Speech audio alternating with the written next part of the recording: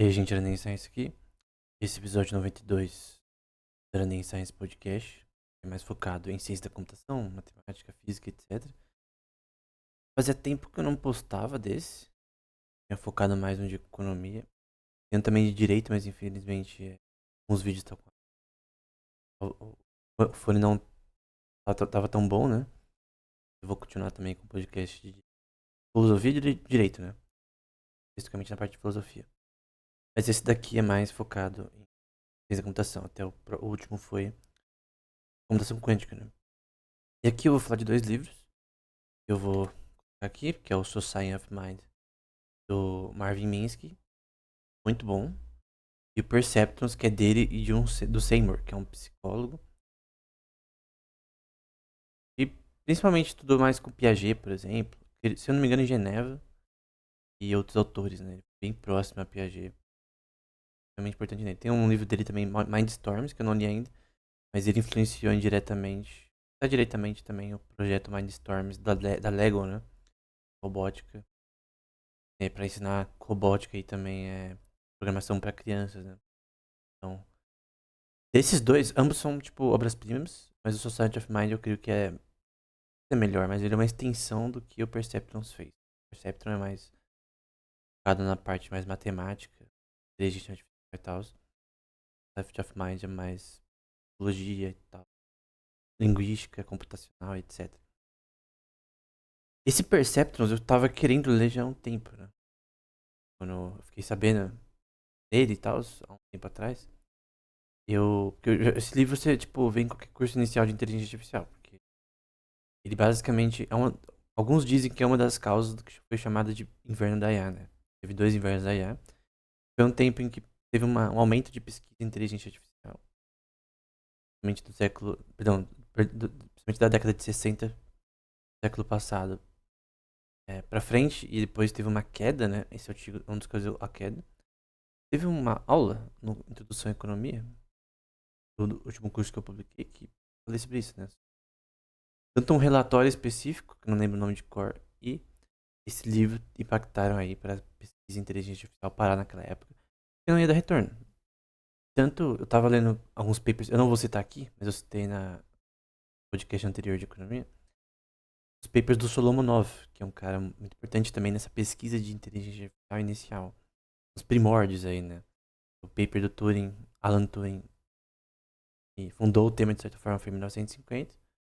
Conferência do Dartmouth College para pessoas tentarem, como Shannon, etc. E vários autores tentarem fazer o que Turing queria, né? O sonho de Turing realizar em 1956 no Dartmouth College não foi realizado, né? Então naquele verão eles falaram, não, a gente vai resolver todos os problemas da inteligência artificial nesse verão. Obviamente não aconteceu. E realmente teve uma pesquisa, né? E o que essa pesquisa focava? Qual que eram as intenções? Até no fim do livro, ele coloca as intenções, que era o foco para a pesquisa no geral, para gerar uma retorno, né? Do ponto de vista comercial, né? Porque as empresas querem investir em elas, querem retorno, mesmo naquela época. Então você tinha, por exemplo, síntese de fala, que é speech síntese, que é o que a Alexa faz hoje. Tradução, então modelos de tradução, de traduzir de uma língua para outra, que é uma coisa que é falada nesse livro e outros também, principalmente no Society of Mind. O Plano ele trata muito nos artigos dele de machine learning, né? Inicial ali nos primórdios, sobre modelos de linguagem, né? Ele usa, por exemplo, muito gramática transformacional de Chomsky. Eu não sei tanto. Eu já li Chomsky em alguns livros, mas eu não sei tanto da gramática transformacional. Mas é uma forma de você lidar é, com palavras, semântica, sintaxe, do ponto de vista matemático. Não é igual a Transformers do ponto de vista dos modelos de linguagem atuais, né? Fundou aí ter tokenização em relação a palavras, ter uso de distância euclidiana entre palavras, ter o uso de algoritmos como, por exemplo, Principal Component Analysis, Analytic Neighbor, também aplicado em linguística, né? Você vê, por exemplo, a similaridade logarítmica entre expressões, também uma relação probabilística. A sintaxe em relação a, por exemplo, a probabilidade que a fala eu vi um gato branco na rua. O sistema de IA ele tem que identificar. Ele não é consciente, né? Mas ele tem que identificar o que essa frase significa. Tem modelos, por exemplo, como Stable Diffusion, etc., que você hoje em dia tu consegue fazer isso facilmente no GPT, etc., que basicamente ele transforma texto em palavras, ou texto para palavras, ou palavras, ou na verdade, perdão, em texto para imagens. E você tem aquele que é imagens para texto. Texto para palavras não faz sentido. Mas é uma coisa que hoje você pesquisa no site, no Google você acha facilmente, mas o processo de fazer isso funcionar é realmente complexo. Nessa época, desses dois livros, por exemplo, que eu dei aqui, você não tinha solução para esses problemas. Então você tinha pessoas tentando resolver esses problemas. Como, por exemplo, estudar termodinâmica, em vez de ler os livros atuais sobre termodinâmica, você vai ler, por exemplo, o Maxwell. Livros dele originais sobre a dinâmica. Ou o. Como é o nome? Ou os livros do Gibbs, por exemplo, de entropia. Termodinâmica, na verdade, né? Você vê pessoas não falando sobre algo do que já aconteceu. Tipo, você vai ler um livro texto sobre qualquer tema. Tu vê já as coisas prontas, né? Quando você vai ver um livro de alguém fazendo uma pesquisa para algo que não foi descoberto ainda, você tem, tipo, como se fosse uma investigação, né? Então você vê esse processo investigativo em relação a tentar descobrir uma forma de resolver um problema. Nesse caso, por exemplo, sistema de tradução, síntese de fala, geração de fala, é, text generation, né? Então, essas coisas hoje em dia são possíveis, mas até uma década atrás era muito mais complexo, se você ler os artigos também, falar que isso teria resultados tão rápidos como foi, né? É legal você ver hoje, tipo, o hype tryhard nisso. Nessa época ele caiu. E uma coisa que o livro Perceptrons mostra é que não era uma questão só de hardware, né? Era uma questão de algoritmos, né? Ignorância mesmo de como gerar algoritmos eficientes para lidar com questões. Primeiro eu vou falar do Perceptrons, que basicamente tem como baixar ele no MIT, no site do MIT. Antigamente não estava disposto, e a versão que eu tenho é anotada, né? Eu creio que deve ser pelo próprio Maivir Minsky. Tem anotações também de correção de equações, etc, que eu também vejo em alguns artigos do Solomonov, e isso é legal, né, de você ver. Alguns artigos do Solomonov que eu li recentemente, essa anotação era dele, mas eu vi muitas anotações, por exemplo, corrigindo equações, erros, ou colocando formas melhores de tratar. Por exemplo, eu tô na página 23 do livro Introdução, né, a parte 1 do Perceptrons, e nessa página tem anotações, por exemplo, tem uma anotação aqui de como fazer, vou até pôr aqui, ó, depois eu apago. Por exemplo, estou vendo nesse momento uma anotação da soma A de φ, arc 0, no contexto de uma rede neural, né? Que você tem basicamente o input,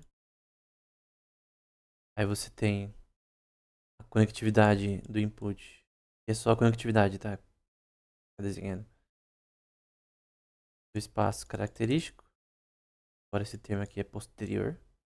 Seus, das suas sinapses artificiais, né? E do fim, o resultado final, que era dado por sigma, né?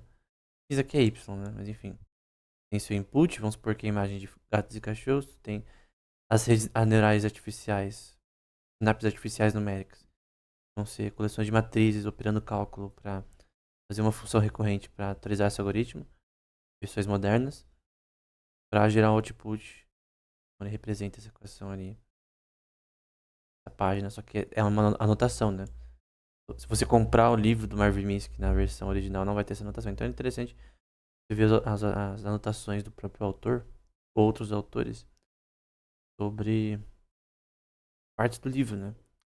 E esse livro, ele tem não só explicações aritméticas, né? O que é legal, não tem nenhum. Mas também tem explicações que são bem visuais, né? Uma coisa, por exemplo, se você ver alguns artigos do Niels Bohr da física, você vai ver que é muito visual, né? Ele representa as coisas geometricamente. Pra mim, mas do meu ponto de vista, eu gosto de ver, tipo, coisas visuais, né? Porque Pelo menos pra mim, né? Ver a parte algébrica não vai. Às vezes você não consegue visualizar visualmente na sua cabeça o que tá acontecendo de forma direita, né? É que pra você representar geometricamente as coisas, até topologicamente, é mais difícil, né? Você tem que entender mais o que você tá estudando. E basicamente o livro faz isso com frequência, né? É a forma de ensinar do MIT é assim, né? Dois aspectos. Então você tem por exemplo, na página 42, a parte sobre teoria dos grupos, né? Sobre transformações em grupos simétricos especificamente. E você vê uma imagem mostrando isso, né? Em planos, né? A relação de grupo entre planos. A teoria dos grupos, né, é uma teoria, por exemplo, foi parcialmente desenvolvida inicialmente por Évariste Galois e por Niels Abel, né? Geralmente com outras formatações, que basicamente você tem basicamente sets de operações que podem ter operações que seguem a lógica de um grupo. Por exemplo, um exemplo prático, né? Na física você tem, por exemplo, o grupo de Poincaré. Então, é um grupo associado a coisas associadas a objetos físicos, né? Então, é, esse grupo, dentro do grupo de Poincaré na física, você tem, por exemplo, o grupo de Minkowski, que é sobre, do ponto de vista matricial, espaço em 4 dimensões, x, y, z e tempo. Aí você tem o grupo de Lorentz, que é sobre translações do ponto de vista da relatividade, é, transformadas de Lorentz em relação a partículas, né? Como a luz se comporta, etc. Tipo de movimento que elas podem fazer, pode fazer e tal. Então você tem um grupo de Poincaré que tem esses grupos, então, que descrevem como, num contexto simétrico e abeliano, né? Como partículas se movem no espaço, por exemplo. Do ponto de vista relativístico na prática, né? Então, basicamente, tu tem como se fosse uma caixinha que você define certas regras. Um grupo é isso, né? Pode fazer diversos tipos de grupos com certas regras e se o grupo tem objetos matemáticos específicos, né? O grupo pode ter aritmética, aplicação, visão, coisas do tipo. Pode ter outras coisas. Por exemplo, o grupo de Lie, especificamente, chamado de Lie Group, basicamente um grupo em que pensa numa caixinha que tem equações diferenciais do tipo smooth, né? Basicamente, equações diferenciais. E você tem um sistema continuamente diferenciável, né? Ou seja, consegue calcular derivadas de uma estrutura topológica, né? Porque eu tenho uma estrutura topológica que não tem genos. Eu quero entender do ponto de vista topológico essa estrutura, né? Calcular derivadas dessa estrutura ao longo do tempo. Basicamente, tu consegue, numa superfície do tipo smooth, fazer uma equação continuamente diferenciada sobre isso. Então, é, ele fala sobre essas questões com bastante imagens, né? E aplicações que é extremamente importante porque, basicamente, você tem que escrever coisas associadas à forma que a inteligência artificial funciona no geral. Em vários aspectos você pode escrever de forma topológica, né? Até quando você vai para um pouco de neurociência, né? Tem a junção entre os dois. Tem representações e artigos nas aulas de inteligência artificial do canal. Falei sobre essa questão de você ter representações topológicas de atividade neural biológica, tá? Você usa coleção de dados de permutações de informação biológica de neurônios ativando, né? Entre si. E você pode gerar uma relação topológica. Tem até um artigo, eu não lembro o nome de cor, mas é fácil de encontrar no Google Scholar. É basicamente sobre topologia aplicada à inteligência artificial, mas não do ponto de vista apenas visual, mas do ponto de vista de aprendizado mesmo. Como você entender como aprendizado do ponto de vista de equações que regem a algoritmos como backpropagation, né, que usa a chain rule, que é uma equação básica aí de cálculo e etc, para gerar o que a gente chama de aprender com erros, né? Um algoritmo de atualização, como você pode representar ele topologicamente e representar o aprendizado como de forma topológica, né? De forma forma visual, mas também do ponto de vista aplicável para topologia, né? Na página, por exemplo, 47, tem também, por exemplo, uma explicação aqui associada à teoria dos grupos, né? A rotação de um grupo, né? Ele explica de uma forma muito visual, que normalmente não é comum nos livros, né? Assim, tipo, bons livros de teoria dos grupos, etc., eles têm muitas imagens. É bom você representar as coisas visualmente, pelo menos na minha opinião, consegue entender as coisas de forma correta, né? Mais clara. Isso é extremamente importante para o avanço da teoria de inteligência artificial na época, né? Que você, é, vários exemplos dos tipos de avanços que tinham associados, por exemplo, a filtros, né? Porque tem uma coisa chamada filtro de Kalman, Kalman filter. Por exemplo, esses filtros de Instagram que você tem, poderia representar por um filtro de Kalman também.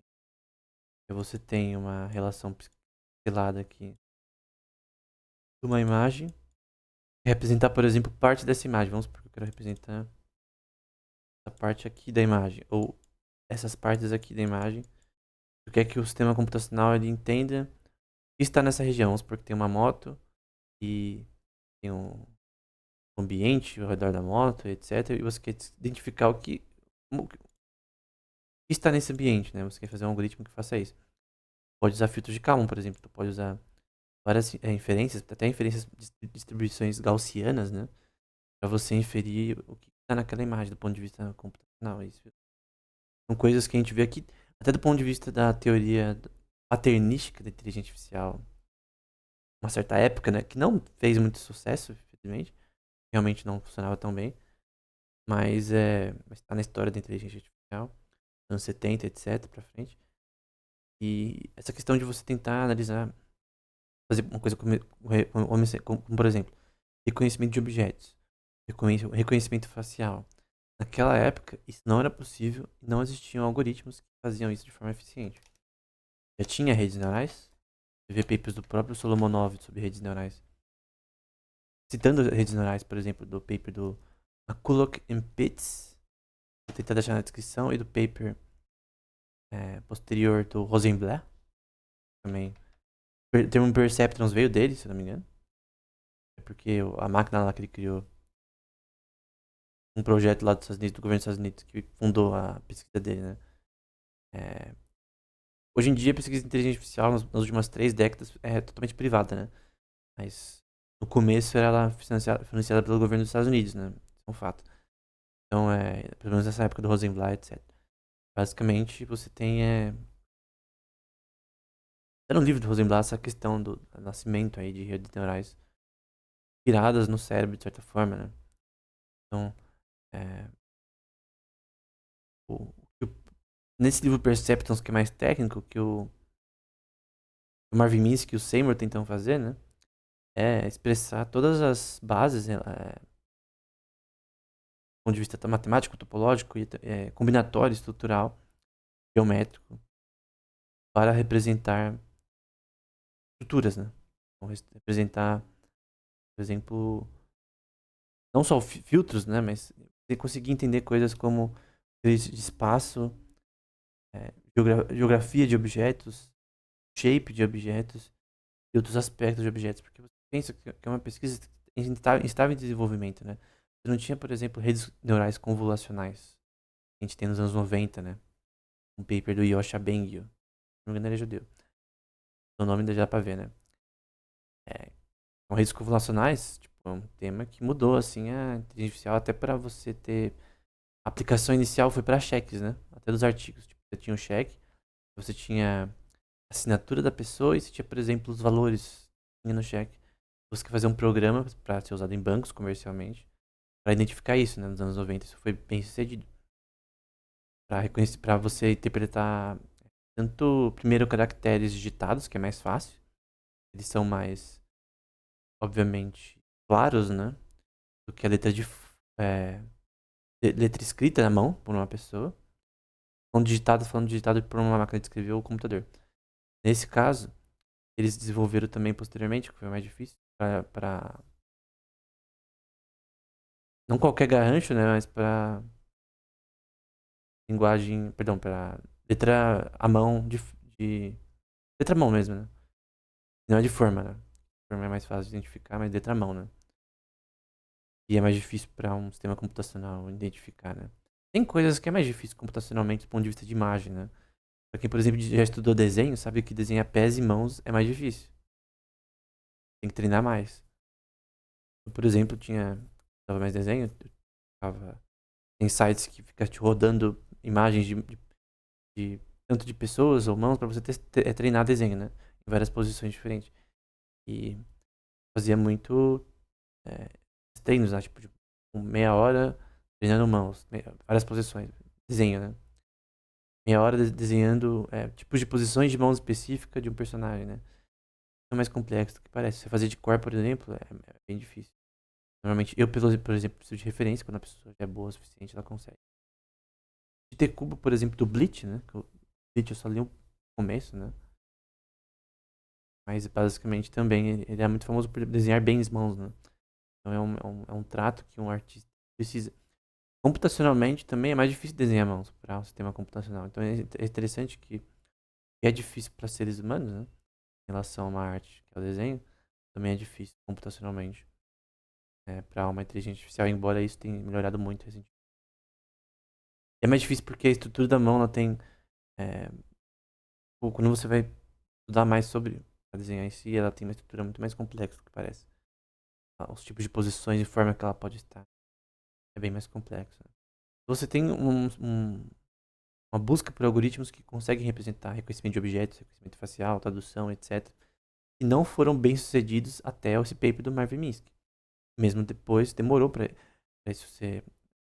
Por exemplo, esse paper é antes do paper 1984, o mais famoso algoritmo da inteligência artificial, que é o backpropagation. Inicialmente, descida de gradiente, depois teve outras ramificações, com funções de ativação, né, que você transforma em input para você ter em parâmetros treináveis, né? Já falei sobre isso, né, nas aulas sobre inteligência artificial do canal. Por sinal, acho que tem mais de 30 horas, 40 horas de aula de inteligência artificial no canal já. De inteligência artificial geral, né? Vem dos papers do JAG, né? Que é um jornal de inteligência artificial geral, que é um pouco mais difícil. Eles usam bastante reinforcement learning, etc. Mas o grande ponto é que você tem nesse livro é uma explicação matemática da busca por entender melhor como fazer algoritmos para entender, por exemplo, o reconhecimento de objetos, reconhecimento de superfícies, né? Por exemplo, uma face, ela tem superfície, ela tridimensionalmente difícil você capturar em relação a uma imagem 2D, por exemplo. E a nossa retina, por exemplo, nossos olhos, eles têm a capacidade de identificar esses padrões. Até tem pesquisas no século passado com gatos e depois foi aplicada no geral para qualquer ser vivo que tem olhos, né? Que você consegue, que você tem meio que receptores nos seus olhos, na retina, e eles conseguem identificar padrões, shapes específicos que eram mostrados, por exemplo, para o gato no experimento. Cobriu essa capacidade de identificar shapes pela retina, do ponto de vista neural, biológico. E isso é uma questão que poderia ser replicada e foi replicada eventualmente em modelos como YOLO e reconhecimento de objetos de forma, como posso dizer, inspiração, né?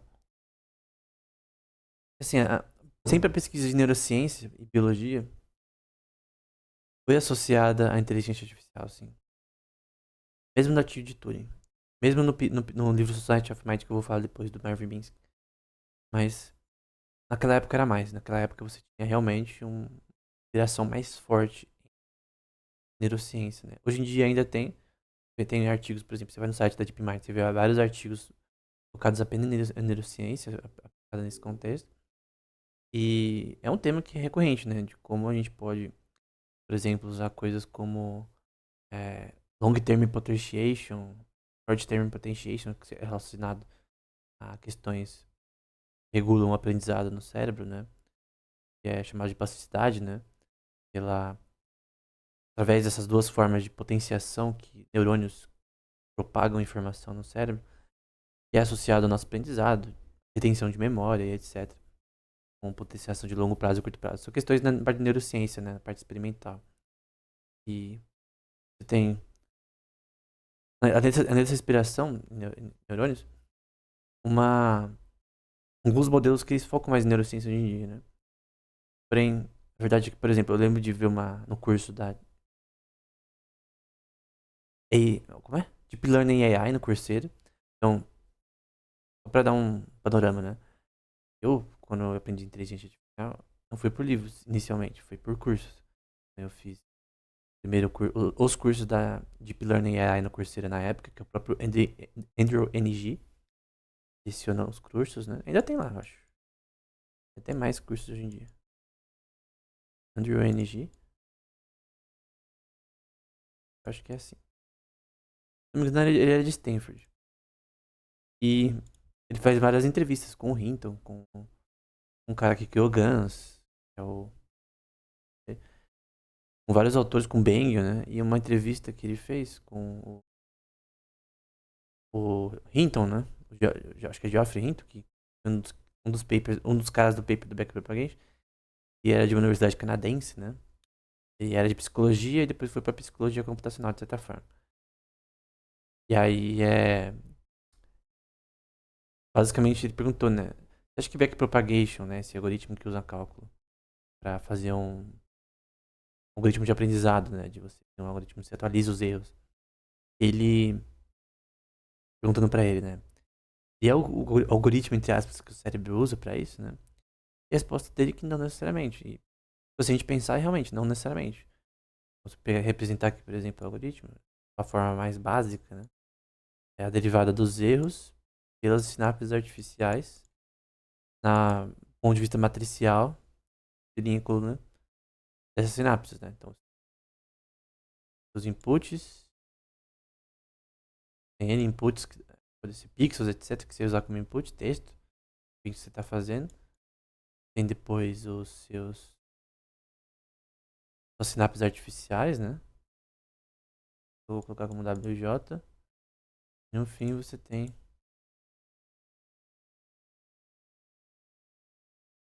o output, né? Tem N outputs que vão sendo gerados.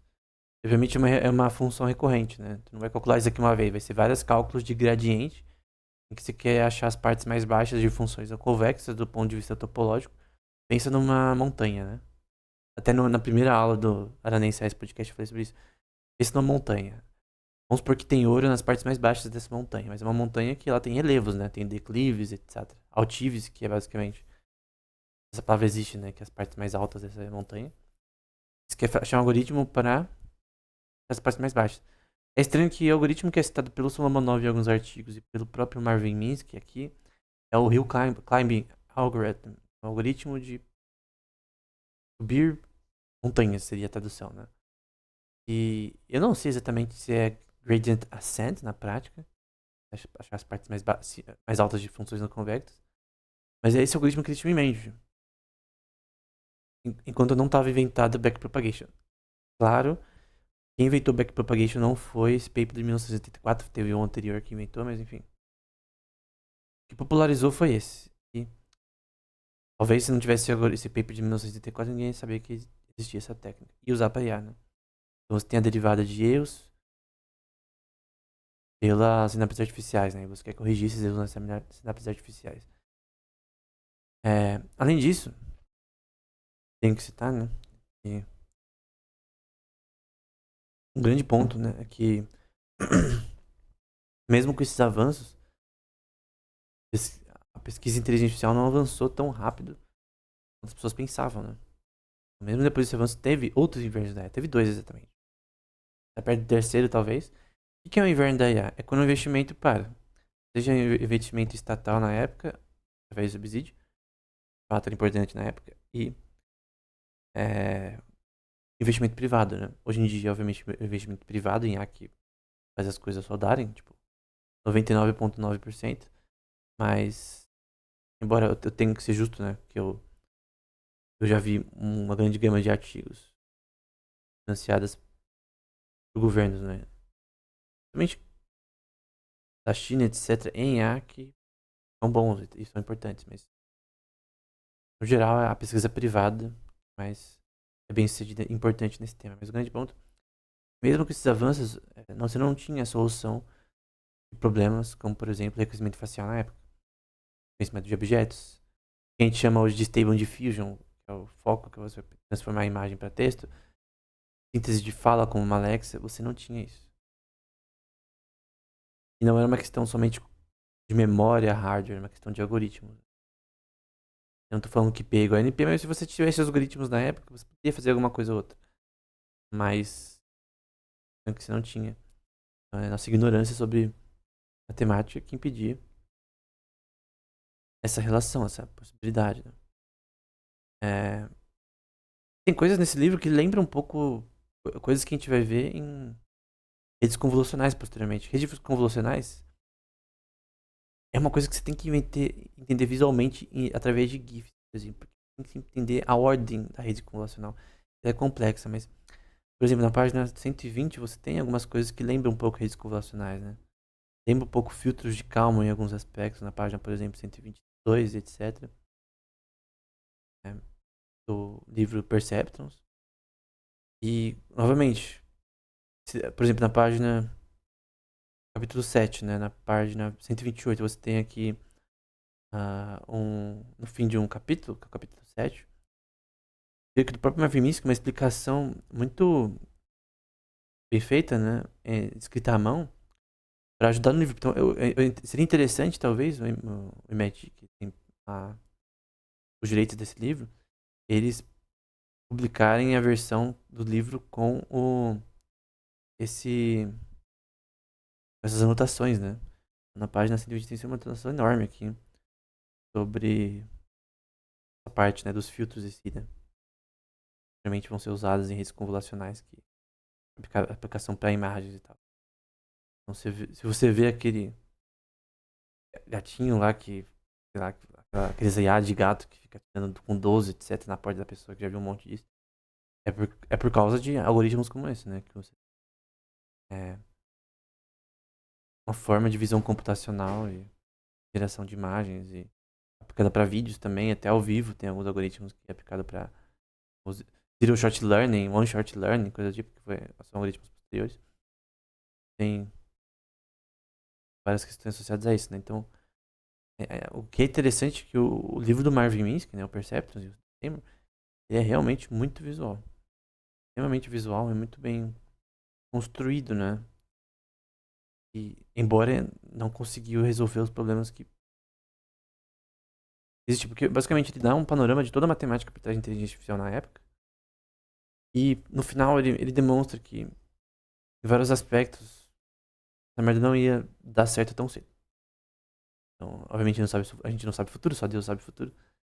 Obviamente ele sabia que ia dar certo eventualmente, mas nós não, somos humanos. Então, tem uma passagem de Tiago na Bíblia que fala que a gente não deve é,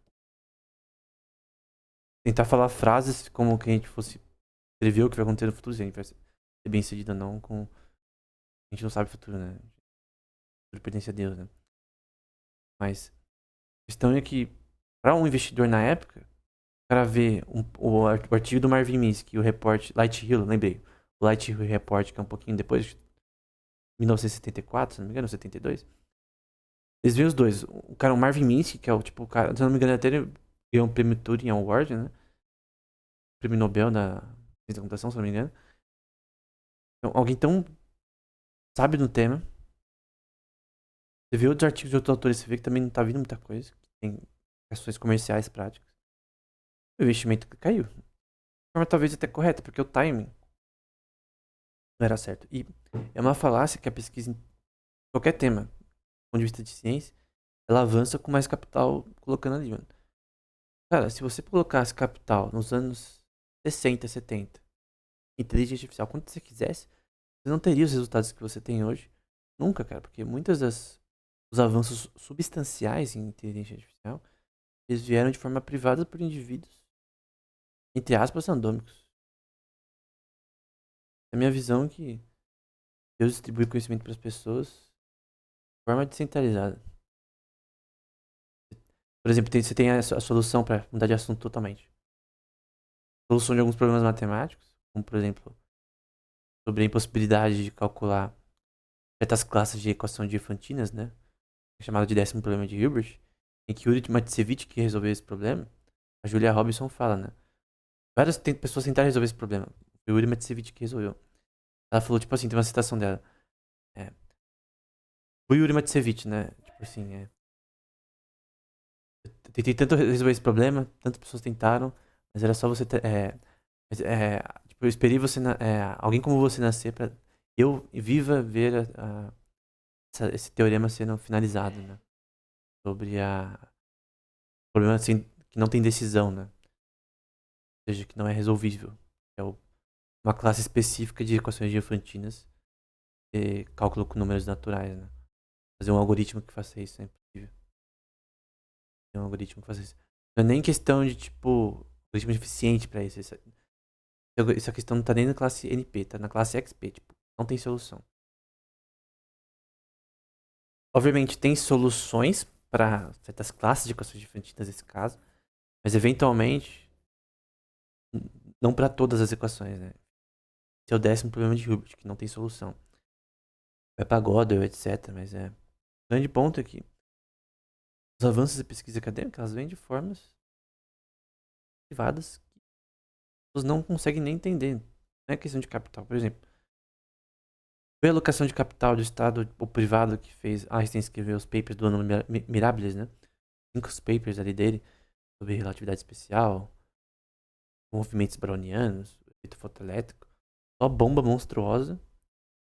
Aqueles 5 papers já era suficiente para toda uma vida na física já. Ele fez da livre e espontânea vontade dele. Publicou no Annalen der Physik, que é um jornal alemão, o Einstein, no caso. Enquanto ele trabalhava no escritório de patentes. De forma totalmente privada, por curiosidade dele, por, por busca pelo conhecimento dele e também de propagar isso. É isso. A pesquisa, a inteligência artificial também, ela avançou em passos que não eram previsíveis. Eventualmente alguém teve alguma ideia. Obviamente tem que ter um ambiente que tenha universidades, que tenha pessoas aprendendo e tal. Mas nesse ambiente as pessoas vão desenvolvendo teorias que realmente são relevantes. Forma, por curiosidade, tendo ideias, e foi assim que os avanços foram feitos em epoques, né? Então você tem, nos anos 90, por exemplo, avanço em reinforcement learning, e-learning, que talvez seja tem um paper do Watkins, por exemplo, em que learning, nos anos 90, que é fundamental na teoria. Que é uma das mais usadas em inteligência artificial geral, o paper do Jag, é mais utilizada em IA para jogos. E vários algoritmos de IA hoje em dia usam reinforcement learning. E até modelo de linguagem eu já vi com reinforcement learning. Tem um modelo lá da China que usava modelo de linguagem isso, não é muito comum.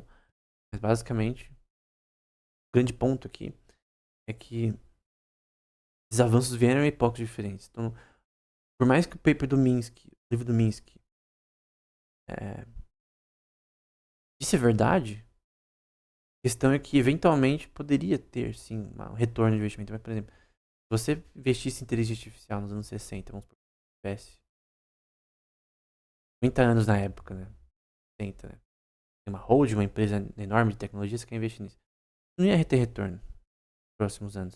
Então é uma questão que esse tema só deu resultado mesmo pós 2008 e 2012, que você tem ali o avanço de Deep Learning, tem um paper seminal aí, mostrei no canal, nos cursos de inteligência artificial, no curso de introdução à inteligência artificial do canal, do próprio Yoshua Beng junto com o Hinton e outro autor. E eles demonstram os avanços da inteligência artificial até então, né? Só que Deep Learning é basicamente tu tem redes neurais com, por exemplo, o modelo Perceptron, ele tinha uma camada apenas de redes neurais, o do Rosenblatt, né? O do Minsky, por exemplo, você já tinha alguma coisa ou outra, mas que é chamado de Multilayer Perceptron, né, inicialmente, né? É o modelo mais antigo, que né, é o MLP, né?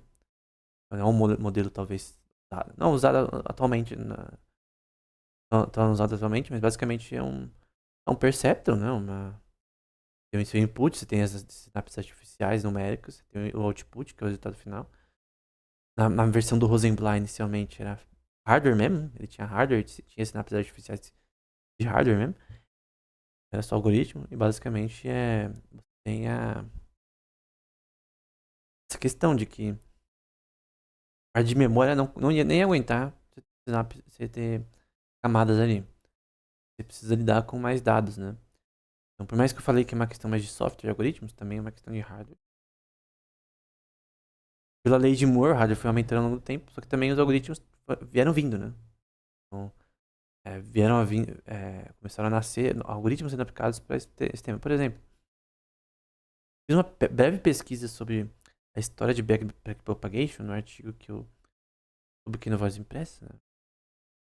Era a tentativa de escrever um livro de neurociência que eu não dei pra frente, depois um dia talvez eu coloque pra frente isso.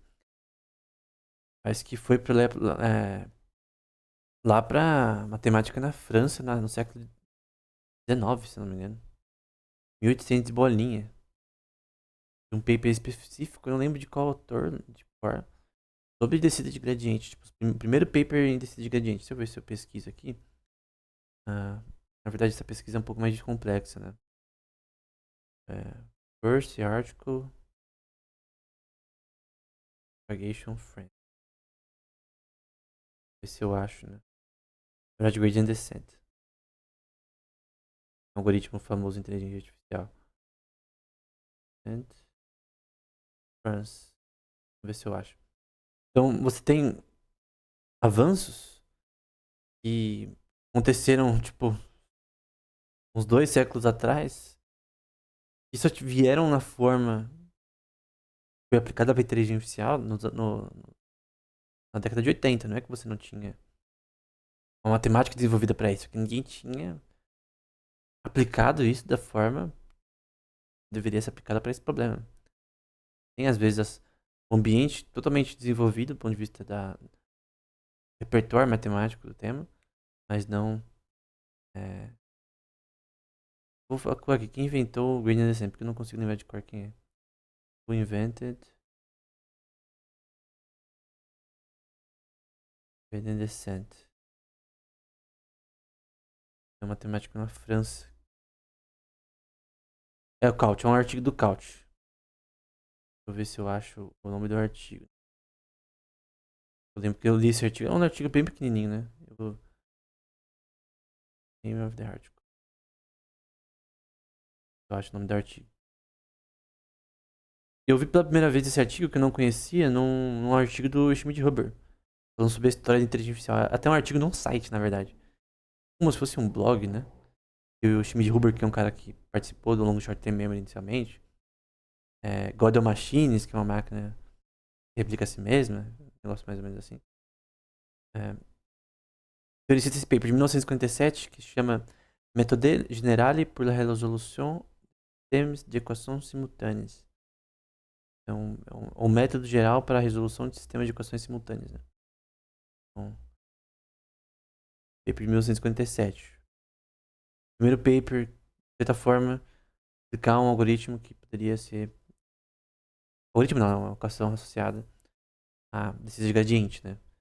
E, eventualmente, foi usado em 1984 para ser aplicado para inteligência artificial. E esse é um efeito muito importante, porque tanto nos anos 80 e nos anos 90 você tem talvez os artigos mais relevantes para inteligência artificial. Eventualmente, né? E isso é bem importante. Questão no caso, né? Um ponto bem relevante. E a questão em si é que, além desses avanços vieram em épocas diferentes, você tem que. Esse livro, Perceptrons, ele coloca questões que eram extremamente complexas, por exemplo, na linguística. O livro Society of Mind do Minsky trata disso um pouco melhor. Vou tirar isso aqui. Então, principalmente o livro Society of Mind trata disso melhor, né? Sobre questões de psicologia e questões de modelos de linguagem. Associados a. Não modelos de linguagem, né? Mas o que seria inicialmente modelos de linguagem. Eu criei lendo esse livro aqui. E o próprio termo Transformers, que vai ser usado em modelos de linguagem posteriormente, tem um artigo. Mudou basicamente a inteligência artificial nesse termo. Literalmente significa Transformers. Esse trans é associado a transformações formas, no caso, associadas a palavras, no sentido de. Até do ponto de vista de linguística computacional mesmo. E é bem interessante, porque Você vê, por exemplo, o Solomonov, que eu citei anteriormente, também fez pesquisa em inteligência artificial nessa época. O Minsky e os autores tentando tratar esse problema que vai ser resolvido posteriormente. Mas eu creio que o termo veio do próprio termo do Minsky, no livro Society of Mind, principalmente que ele fala dessa questão. Então, ponto do Perceptron, para terminar o Perceptron, fala da matemática geral associada à inteligência artificial até então, muito bem desenvolvida por ele, em vários aspectos, ou aplicada por ele, né? Tem desenvolvimento de outros autores, e, eventualmente, ele falou sobre problemas em robótica, coisas do tipo, que serem resolvidos, né? Teoricamente para inteligência artificial, mas que não foram resolvidos na época, né? Então, vamos tratar do livro Society of Mind agora. Então, primeiro, esse livro, ele trata muito de psicologia, é um livro, ele é como se fosse estruturado quase por página. Então, você tem temáticas por página, ele vai tratando, por exemplo, sobre awareness, que é você ter a noção de Deus sobre o seu redor, que tem a ver com consciência, né? Como que se representa isso num sistema agente robótico ou de IA? Ou de individualidade, ética social, motivação, ethos ou propósito, né? É uma coisa que normalmente, por exemplo, no curso de inteligência artificial nos games, acho que na última aula desse canal, eu mostrei alguns artigos sobre o tema associado acho que é Goal Oriented Planning.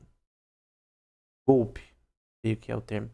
É basicamente, você tem um sistema robótico em que ele é direcionado a tarefas e a subtarefas, que é uma coisa que o próprio Minsky cita nesse livro Society of Mind. Esse livro Society of Mind, cara,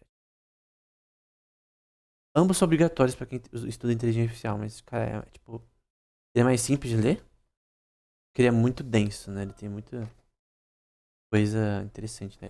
É menos técnico do que o Perceptron, né? Perceptron você tem que saber um pouco mais de matemática, álgebra linear, etc. E do tema de IA pra entender. Mas não é difícil, não. Já vi coisa pior, né? Já teve livro que eu desisti de tão difícil, né? Então, Perceptrons é fichinha comparado a outros, né? Mas você tem essas questões de como representar coisas, né? Tem uma coisa que ele fala sobre Representation Learning, que não estava desenvolvido na época, que é uma coisa que você tem muito no curso de Reinforcement Learning. É uma coisa chamada de espaço latente, né? De você representar, por exemplo, um espaço probabilístico latente de uma imagem. Então, por exemplo, se tu quer prever qual é o próximo movimento do Mario Bros. Então tem algoritmo de Reinforcement Learning.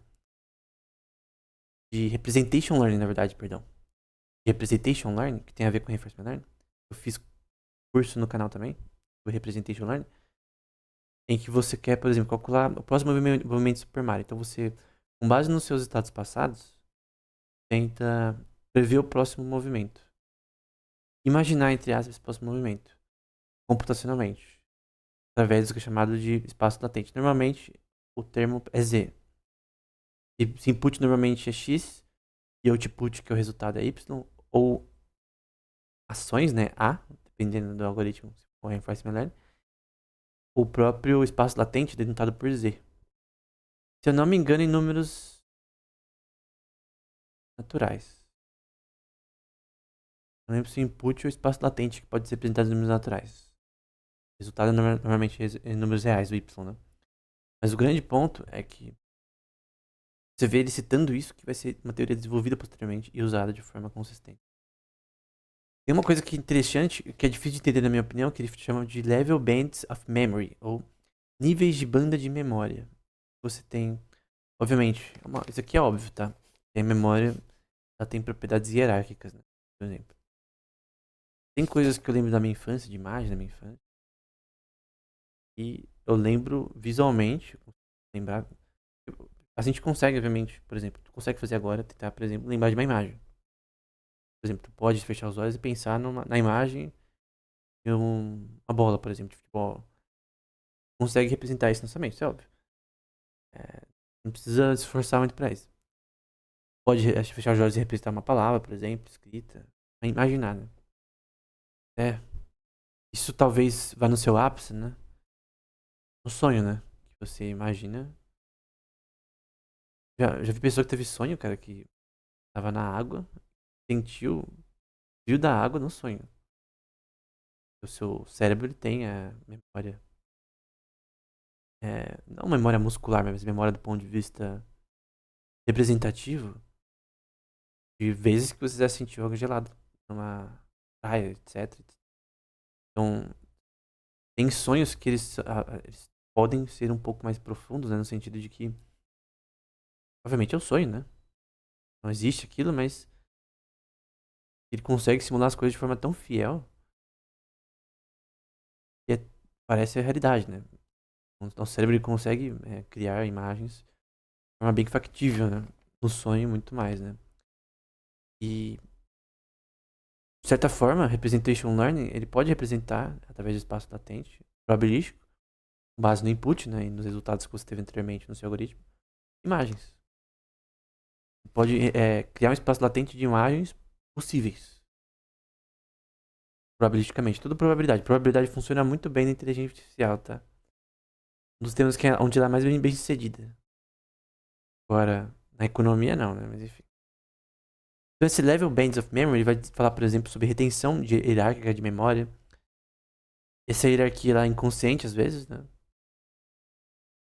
A gente tende a ter mais atenção a coisas que nós gostamos e reter memória de longo prazo para coisas que nós gostamos.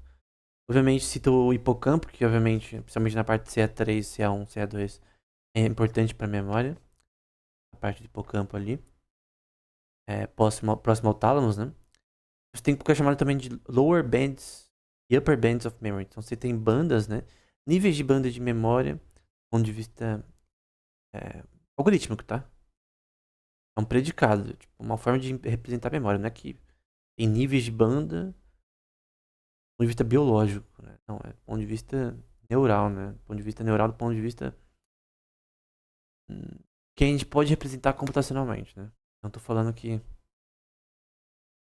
o cérebro é computável, né? Porque esse é um tema muito complexo pra mim. Não tem solução no momento esse tema. Mas o ponto é que, tendo a consciência computável ou não, tu pode, por exemplo, criar um algoritmo de falar, ok, nós aprendemos com os erros. Como que eu faço sinapses artificiais que aprendem com os erros? Um predicado, né? Aí você cria equações para isso, algoritmos. Você só precisa do predicado certo. Então, esse negócio de hierarquia de memória é muito usado em inteligência artificial também. Ela vê que essa teoria, bandas de memória, né? E aí, ele cita níveis, né, de classificação de objetos, de cenas, texturas, né? Do ponto de vista visual. Isso é representado no cérebro, no córtex visual, né? Na parte de trás, em cima do cerebelo. Você tem o V1, V2, V3, etc., que são associados à visão, né? Tanto que, se você ver, por exemplo, neurocirurgias, é a parte que vai ser analisada, perdão, que vai ter remoção de um tumor, etc., que ocorre, né, na área onde está o lobo occipital, né? Onde fica essa parte visual, córtex visual, né? Você tem que ter a noção de. É que todo o cérebro é diferente, né? Se você ver, por exemplo, lembro de fazer um curso sobre Medical Neuroscience, da Duke University no Coursera. O professor. É longo pra cacete esse curso. Mas é basicamente o professor tem uma aula que ele fala, né? Todo cérebro é diferente. E ele era. Tinha 6 pós-doutorado nesse tema, né? Pra ser aceito na universidade daqui, eu lembro, né? Porque. Pra ser aceito nessa universidade específica, mas. Ele vai falar que todo esse processo, né? De fazer isso constantemente, né? Analisar do ponto de vista biológico, físico, né? Cérebro na parte prática para estudo, né? E nenhum é igual. Então, quando, por exemplo, um neurocirurgião ele vai tirar um tumor e tal de uma pessoa numa neurocirurgia, né? Você identificar partes do cérebro em apresentações específicas é difícil, porque, por exemplo, tem uma parte que é chamada de homúnculos, é o córtex primário motor. Nessa parte que fica na parte de cima do cérebro, mais ou menos no meio, se você fica crânio, em cima, ele controla sua mão, língua, perna, etc. Sim, com o eletrodo você consegue testar qual parte faz o quê. Até na neurocirurgia, para você não danificar essas partes e ter um problema para a pessoa. Na retirada de um tumor ou outra coisa. Mas um grande problema disso é que parte que controla essas partes do corpo, embora elas estejam juntinhas ali no córtex motor primário, não sempre são no mesmo lugar. Então, elas mesmas são espalhadas na mesma região, no geral. Mas não tem tipo um local. ah, Tem a área ali de Broca, a área do ponto de vista geral, que é igual pra maioria das pessoas. Mas no geral não é tipo. Você identificar isso em cada pessoa é diferente. Tem uma curva de aprendizado em relação a isso, né? É relevante, porque a gente tá falando sobre é, locais de estruturas cerebrais, como as funções funcionam do ponto de vista prático, né? Ou no geral seja a mesma coisa, né? Regiões específicas fazem coisas específicas. Todo cérebro ele é diferente. No geral é igual, né? Mas no geral é diferente também em aspectos de organização. Até, por exemplo, experimentos que é uma pessoa canhota, na mão, né? Destro, o lado das coisas é diferente, né? Dos dois hemisférios, né? O que é bem interessante. É importante para experimentos de neurociência, por exemplo. Então você tem todas essas coisas que são faladas no livro de forma muito fácil de entender. Por exemplo, ele fala sobre memory search, que é, por exemplo, é um predicado óbvio. Então, esse predicado você entender é óbvio, né? É difícil você representar neurocientificamente e depois computacionalmente com o algoritmo, né? Então, por exemplo, memory search, basicamente, às vezes a gente esquece de coisas, né? Por exemplo, eu até agora tava tentando lembrar o nome de um autor. Recentemente eu tava, na última aula, por exemplo, de axiologia, eu tava tentando lembrar o termo semiótica. Só que durante a aula eu fui citar, porque as aulas elas têm, tipo, às vezes, por exemplo, a aula de praxeologia eu fiz anotações e tal, do que eu iria falar e tal. Mas eu não faço roteiro pra aula. Então, eu faço o que vem na minha cabeça na hora. É uma forma mais, como disse, espontânea, né? Obviamente eu preparo, né? Anotações, etc, pra não esquecer de certas coisas. Eu, nesse momento, tô escrevendo no papel com coisas que eu anotei do livro, né? Fui lendo o livro e anotando. Só que ela é espontânea, então eu vou falando. É isso. E aí, na última aula de praxeologia, eu tava tentando lembrar o termo semiótica. Então não me veio à mente. E eu não anotei esse termo, se eu não me engano. Acho que depois da aula, no meio da aula, que eu lembrei de semiótica. Aí, do ponto de vista predicado, né? Tava tentando lembrar de alguma coisa. Essa memória, ela está no meu hipocampo. O hipocampo é associado à memória no cérebro. Só que como que o cérebro vai lá e acha essa memória? Como o fato de eu querer achar essa memória de uma palavra ocorre no cérebro do ponto de vista neurocientífico, né? E saber que o hipocampo faz isso, ok. Saber que tem, por exemplo, neurônios do ponto de vista morfológico, né? Tem grupos de neurônio que têm morfologias diferentes, né? Eu até falei sobre isso no curso de inteligência artificial, introdução à inteligência artificial do canal. Normalmente, em qualquer artigo sobre o hipocampo, principalmente na parte CA3 do hipocampo, eles vão falar sobre neurônios piramidais, cérebro humano. Também você vê isso em alguns animais e depende. Então é uma forma morfológica de estrutura de neurônios. São chamados de piramidais. São comuns no hipocampo, do ponto de vista anatômico. Por quê? Não sei. Eu também não vi nenhuma explicação do porquê. Acho que uma parte mais difícil da neurociência é saber por que certas morfologias de neurônios em certas áreas do cérebro tem mais em uma parte e não em outra. Por que Deus colocou neurônios piramidais no hipocampo, C3, etc. Obviamente tem outras partes, mas por que ali mais piramidais, né? Sei, então. A razão às vezes é difícil, né? Eu não vi nenhuma explicação ainda. Mesmo a explicação para aprendizado no cérebro, ela tem problemas, né? O que é chamado de Spike Time Dependent Plasticity, né? Que é o modelo de plasticidade do cérebro. Tem vários modelos.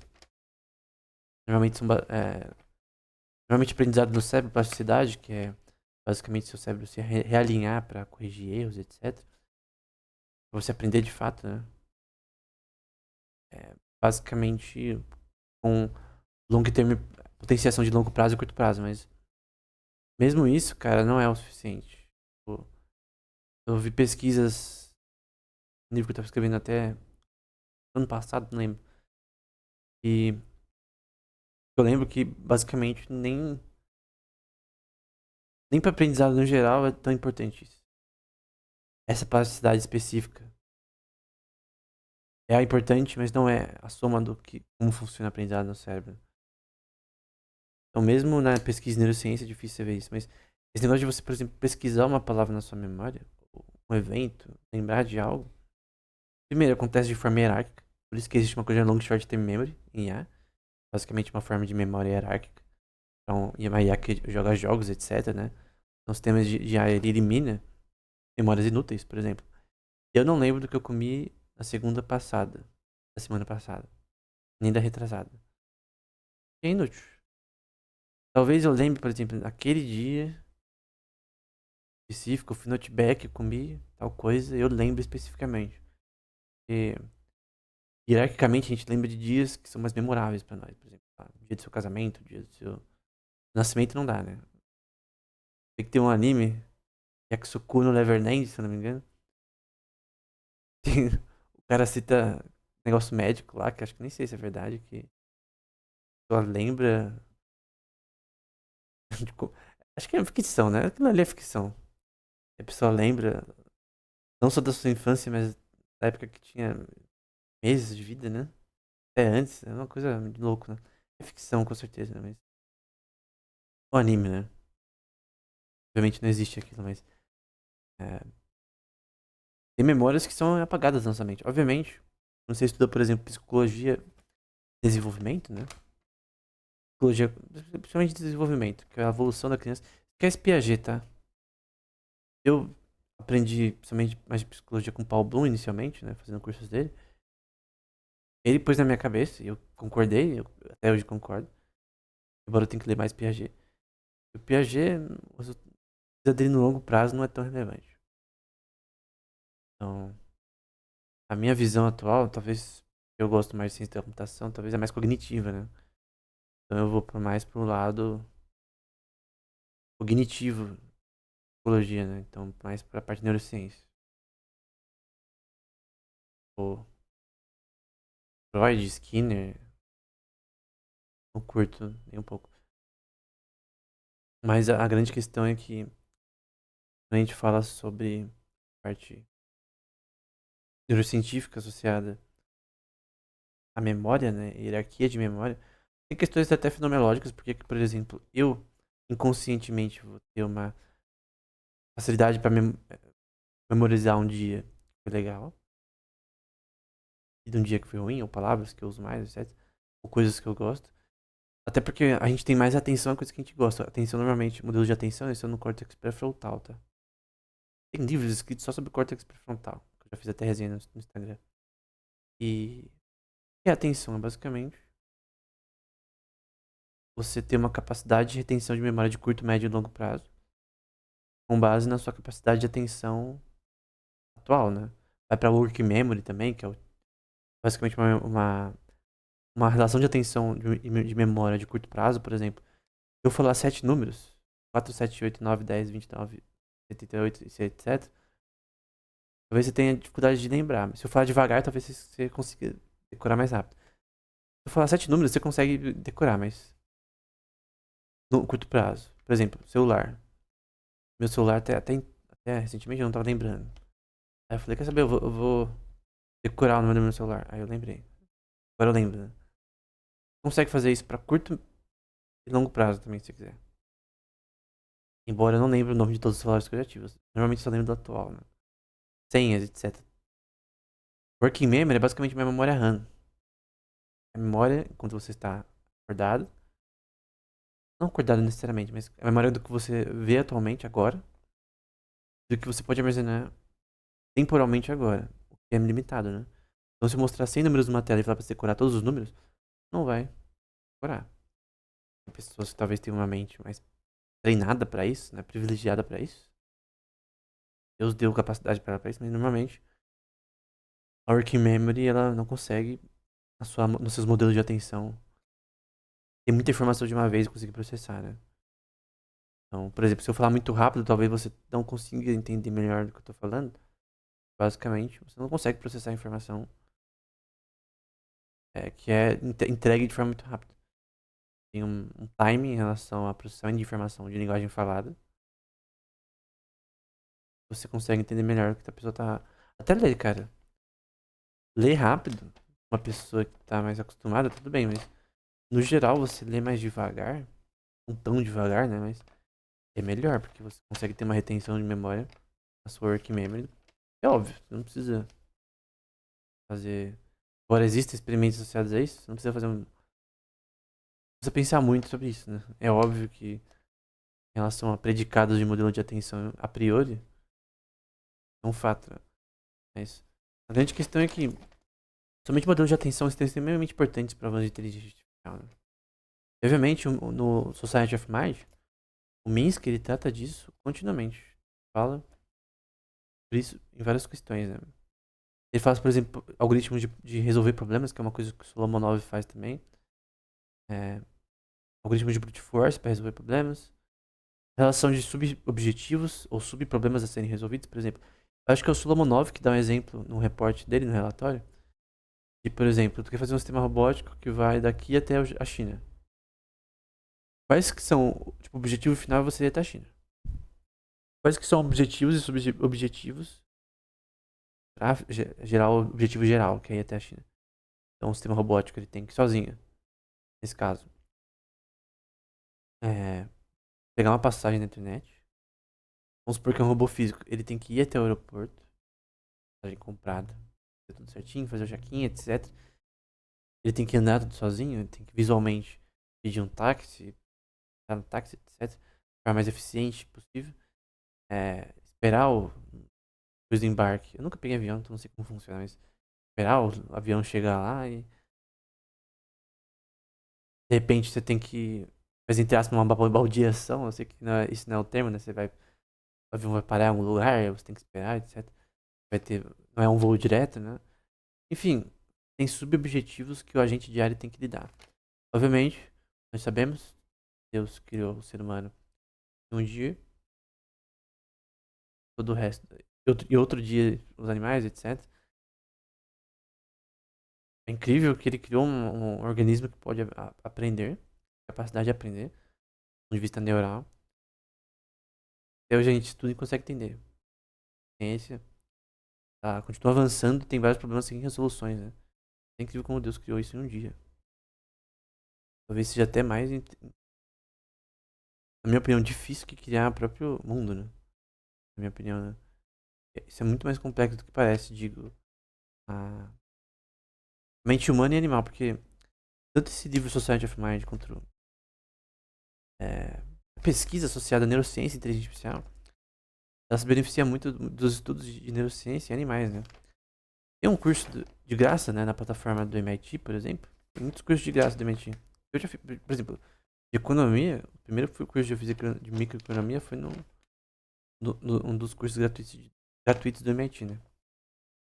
E, obviamente, depois eu não concordo com várias coisas que foi dito ali, né? Porque eu sou austríaco agora, neo-austríaco.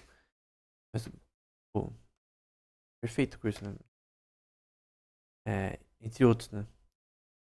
De outras linhas econômicas, mas tem um específico no site do MIT sobre, que é só áudio, né? Sobre neurociência animal, né? Na minha opinião pessoal, eu gosto mais desse tema do que neurociência do ser humano, porque tu vai pra, tipo, tá limitado apenas a uma espécie, né? Tá limitado a vários gêneros, né? Tá limitado a vários, tipo, só em insetos você tem milhares e milhares de espécies, e você tem, por exemplo, eu escrevi, não lembro qual livro, um artigo sobre neurociência, não lembro qual livro, e associado à inteligência artificial.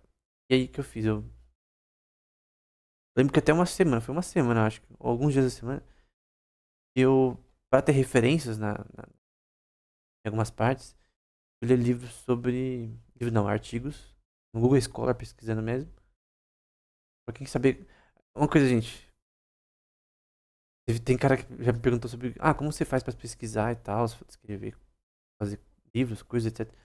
Não tem segredo, gente. Fazer curso, ler livro e artigo. Não tem bola de cristal, não tem mágica, não tem método, é simplesmente você senta na cadeira e o tablet que você quiser pra ler, vai pesquisando, lendo, não tem segredo. Então eu fui no Google Scholar, como sempre, eu pesquisei lá é, Brain, por exemplo, Insects, Brain Fly, Brain Lion. Eu fui pesquisando insetos e animais, pesquisas tanto de anatomia quanto partes sobre neurociência geral de insetos e animais. Até conheci a paper de uma brasileira que é muito famosa na área de neurociência, né, que ela dá aula no exterior. A Herculanos Rosel, né? Muito famosa. A primeira vez que eu ouvi falar dela foi num curso de neurociência do Cruzeiro. E que era uma introdução à neurociência, né? Foi o primeiro que eu fiz na minha vida. E eu lembro de ler, por exemplo, nessa época também mais artigos dela sobre a questão. Tem um artigo dela também sobre dinossauros também, né? Um tema muito legal, neurociência, que é paleoneurociência, né? Sobre. Obviamente você não tem os cérebros vivos, né? Dinossauros. Por sinal, Deus criou. Pra analisar. Mas você pode analisar a estrutura craniana dele e com base em relações. Agora, ó, tô tentando fazer o que eu falei anteriormente, lembrar de uma palavra que eu não lembro. É, vamos lá, vamos ver se eu lembro essa palavra, né? Tô fazendo memory search na hora, agora, né? Um pouco epidemiologia na mente, mas não é isso. Eu tô com fenótipo na mente. Quase lembro da palavra. Caramba. Finalmente. Você vê a filogenética associada à espécie. Velociraptor, um T-Rex da vida, não importa. Tem vários tipos de dinossauros. Recomendo muito um curso introdutório a biologia de dinossauros. Tem um no Coursera. Foi lá, dinossauros já aparece. É muito bom. É muito mais interessante esse tema do ponto de vista da biologia do que parece. E basicamente se usa a estrutura craniana deles e outras questões com relações é, filogenéticas, né? Da árvore de seres vivos e alguns que estão próximos a eles, para identificar a provável estrutura do cérebro desses animais. Já tem modelos de simulação 3D para isso, etc. Então, é paleoneurociência, né? Neurociência, seres vivos já extintos, no caso.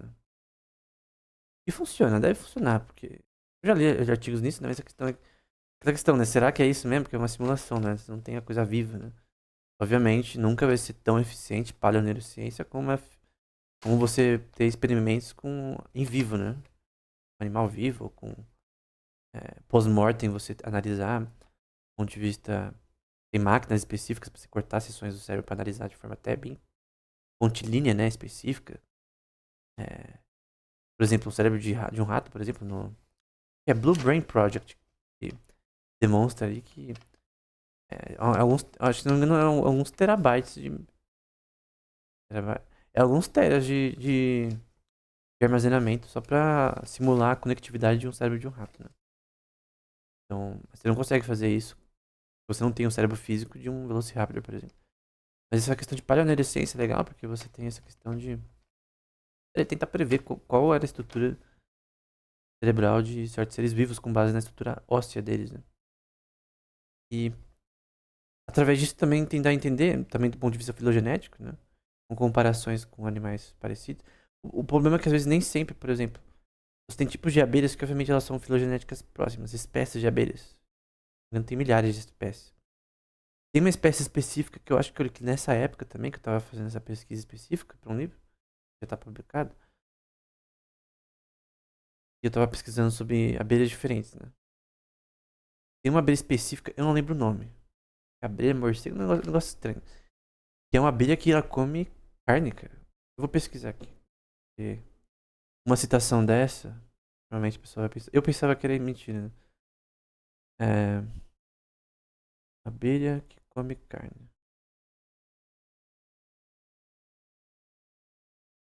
Abelha abutre, né? Gênero Trigona. Abelha sem ferrão da América do Sul. Evoluíram, segundo a teoria da evolução darwiniana, claro. Embora eu sou criacionista, né? Elas se desenvolveram, né, para alimentar de carne em decomposição, né? Então eu lembro de ver sobre ela num artigo, né? Pesquisando várias espécies de abelhas diferentes, né? Essa pra mim é mais diferente, porque normalmente tem várias espécies de abelha, né? Mas uma que come carne é algo que parece algo de filme, né? Então, mas existe, ela é feia pra cacete também. Abelha abutre, né? Abelha corvo, sei lá. Então, você tem espécies diferentes e, obviamente, por mais que elas sejam semelhantes, do ponto de vista de outras espécies de abelhas também, mas a função dela, né? A forma que ela se comporta, da forma que Deus criou, é totalmente diferente. Ela deve ter a sua função biológica, né? Ecológica. Não vou entrar em teoria da informação na ecologia, que eu já falei no canal. Mas basicamente, cara, isso é o que não faz sentido. Outra coisa que eu também descobri nessa época, lendo sobre cérebro de insetos, né? É que a parte de formação do cérebro, até da parte genética de uma mosca de fruta, é fruit fly, acho que em inglês, a componentes genéticos que geram a relação de ser gerado, eles são parecidos com o do ser humano. E isso, cara, quando eu li, eu li num artigo acadêmico, de um jornal, se não me engano, relevante. Normalmente, e nesse caso, eu lembro que era um artigo de um jornal relevante. E, é, e o grande ponto é que eu fui pesquisar pra ver se era verdade, porque eu realmente não acreditei. Por exemplo, eu via muito podcast, eu tenho que ler mais, ver mais, né? Do Sam Carroll, né? E ele fala bastante coisa de neurociência, que é um físico, né? Que ele entrevista várias pessoas. É tipo o podcast do Alex Friedman, né? Podcast mais acadêmico. E esse daí eu vi também jogando LoL, na época que eu jogava mais LoL. O LoL tirou tanto meu tempo que eu parei de jogar, mas... Na época eu jogava LoL ouvindo podcast normalmente, ou pregação também. E eu tava ouvindo um podcast, não lembro o cara, tava falando com o Sam Carroll, né? Mas que pela primeira vez eu ouvi falar sobre a questão de etologia, que estuda essas questões, sobre como alguns seres marinhos, né? Eles usam ondas eletromagnéticas. Não sei se o termo é eletromagnético. Na verdade, é ondas elétricas, né? Deixa eu pesquisar aqui, porque eu não lembro de cor. É, peixes que usam ondas elétricas. Acho que é eletromagnética, né? E ó, peixes que usam eletricidade para navegar, se comunicar, encontrar parceiros e caçar, especialmente em ambientes escuros de águas turvas, né? Citando alguns exemplos, como o sarapó, brague elétrico, raia elétrica, uvira, oraquê, em português, né? Tá falando que elas usam células musculares modificadas chamadas eletrócitos para fazer isso daí, né? Então você pensa, quando eu ouvi isso num podcast específico do Sam Carroll, jogando LoL por sinal, provavelmente de ADC, eu não acreditei, cara. Eu não lembro se eu fui pesquisar na hora, porque na hora não tinha como, né? Mas depois eu lembro que eu fui pesquisar. E eu realmente fiquei impressionado. E isso é importante pra neurociência também. Eu quero. O livro Society of Mind, ele trata mais da biologia linguística, etc., humana. Você tem nos animais, pets e etc., talvez até em plantas, né? Tem um livro, What a Plant Sees, foi escrito por um israelense importante nessa parte de botânica, né? Tem um curso no Coursera dele. Eu acho que é What a Plant Knows, na verdade, o nome do. Uma planta sabe em português, né? Tem um livro, acho que em português também deve ter. Desse cara. É um livro. Eu não li o livro, eu só vi o curso dele. E, basicamente, mesmo planta tem uma forma de awareness que anteriormente. Por exemplo, até experimentos da época de Darwin, e acho que o próprio Darwin, que eu vi nesse curso, se não me engano, que as plantas, você pode até fazer experimento em casa, né? Num espaço fechado, que a luz só sai de um local, certas plantas elas conseguem saber da onde vem a luz e elas dobram pra onde a luz está. Pra ter questões associadas a mais eficiência ali na fotossíntese e tal. Então as plantas elas não são totalmente sem awareness ou percepção, né? Obviamente não é igual a mamífero, por exemplo, ou seres em cérebro, etc. Mas ela tem um nível de percepção. É uma forma de vida que tem um nível de percepção. Obviamente, talvez é um nível obviamente mais baixo por razões óbvias. Mas esse livro, principalmente, se você não acredita em mim, explica isso com detalhes, né? E outras questões que são associadas à botânica. Eu sempre me interessei por botânica, principalmente por causa de uma passagem de Segunda Reis, se não me engano, Salomão. Fala que ele. Eu lembro que eu fiz esse curso, eu li essa passagem de Salomão e vi que Salomão se interessava por botânica, né? Passagem de Segunda Reis. E foi um livro que me fez me interessar. Foi uma passagem bíblica que me fez me interessar por biologia, né? Na época, né? Isso faz anos. Eu comecei esse curso de botânica por conta disso. Mas é bem simples, tá? Botânica é um tema. Opa, genética é o inferno, de tão difícil. Pô, eu aprendi fotossíntese na escola, né? Agora, eu lembro de ler um livro de um russo, se não me engano. O nome dele era meio russo. É inglês o livro, obviamente, né? No momento, infelizmente, não sei ler russo. Mas, cara, era, fo- era, era sobre botânica, né? Na parte de genética. A parte de fotossíntese, cara, era tanta coisa que eu nunca tinha visto que era. Pra você ver, se você for para fotossíntese na parte físico-química mais profunda, tu vai pra chamada de quantum biology, né? Biologia quântica, né? É um tema que até o próprio Oppenheimer, nos papers mais tardios dele, desenvolveu um pouco com outro autor. É, é óbvio, né? Óbvio que qualquer organismo ele tem relações físico-químicas que vão ter efeitos quânticos. É claro que esses efeitos normalmente não são preservados. Tem temperatura, colisões de íons na água, e a maioria dos seres vivos tem bastante água, que vão atrapalhar armazenamento de efeitos quânticos, né? Mas alguns casos tem, por exemplo, na clorofila da planta você tem a chamada de quantum tunneling para a eficiência de passagem de informação e energia na clorofila. É óbvio, tem artigos desde o século passado, meio do século passado mais ou menos, para essa questão. Tem um paper do Frulit que eu já citei várias vezes, de 1964, sobre. Eu sei a data porque eu já citei esse artigo várias vezes. Acho que é Long Term Coherence, alguma coisa, de plantas. É sobre, tipo, 4 páginas mais ou menos, que é tipo. A aplicação é que, como as plantas elas têm uma relação de longo prazo, de. Chamado, chamado hoje de condensação de Froelich, né?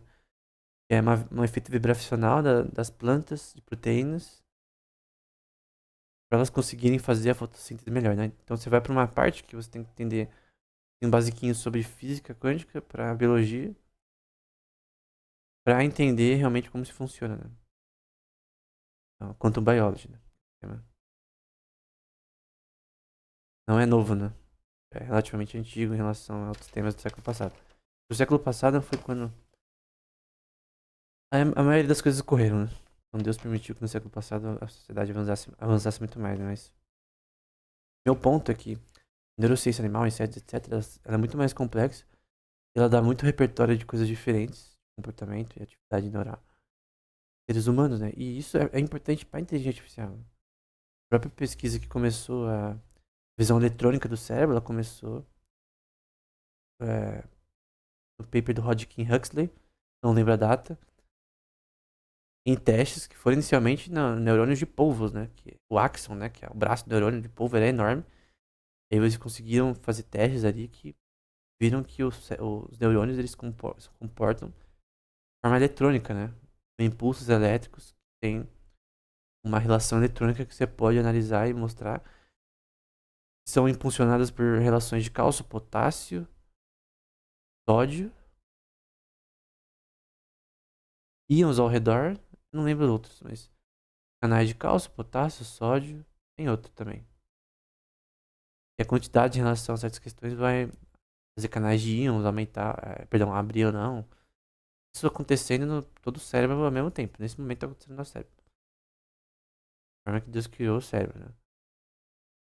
E é estranho, né? Como assim? O cérebro funciona de uma forma eletrônica, né? Então aquele curso de eletrônica que eu fiz, sei lá, que alguém fez, eu nunca fiz eletrônica, né? Mas aquele curso que alguém fez de eletrônica, né? Acontece no cérebro também, né? Do ponto de vista biológico, sim. Tanto que a eletricidade, ela foi descoberta, se não me engano, numa pesquisa em sapos. Se não me engano, foi descoberta assim. Foi descoberta, né, biologicamente, inicialmente. E me corrija se eu estiver errado.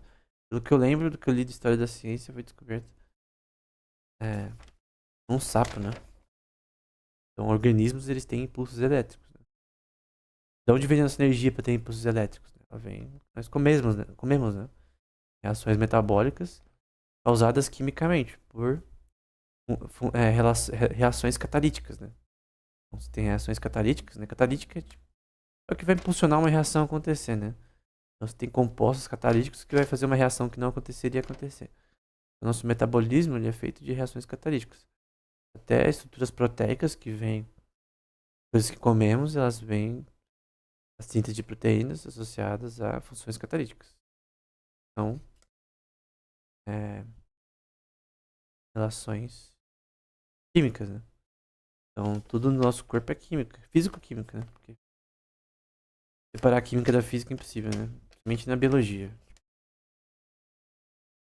Vá que você tem forças de Van der Waals na química do nosso corpo, né? Com forças fracas, eletromagnéticas no nosso corpo, né? Cérebro, etc. Reações químicas.